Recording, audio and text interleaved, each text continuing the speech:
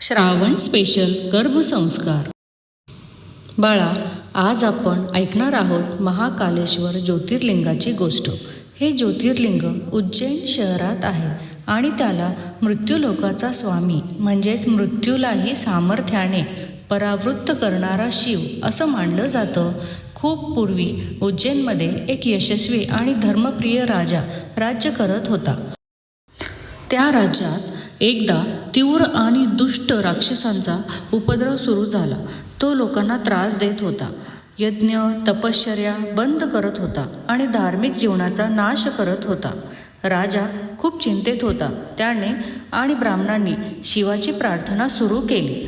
त्यांनी शिवाच्या कृपेसाठी तप केलं, खूप श्रद्धेने आणि निष्ठेने. शेवटी भगवान शंकर स्वतः प्रकट झाले आणि त्या दुष्ट राक्षसाचा नाश केला. त्यावेळी ते महाकाल म्हणजेच काळालाही नियंत्रित करणारे शिव म्हणून ओळखले गेले. तिथेच त्यांनी स्वतःच्या इच्छेने ज्योतिर्लिंग रूपात वास करण्याचा निर्णय घेतला आणि तेच हे महाकालेश्वर ज्योतिर्लिंग. बाळा, महाकालेश्वर हे देखील 12 ज्योतिर्लिंगापैकी एक आहे. ही गोष्ट आपल्याला शिकवते की धार्मिकता, श्रद्धा आणि सत्याचं रक्षण देव स्वतः करतो. शिव आपल्या भक्तांच्या रक्षणासाठी मृत्यूलाही थांबवतो. इतकी महान आहे त्याची कृपा. बाळा, या गोष्टीतून आपण काय शिकू शकतो?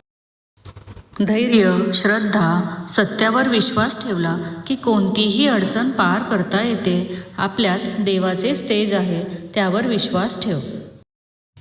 चल, आपण देवाचे ध्यान करू. ओम नमः शिवाय, ओम नमः शिवाय.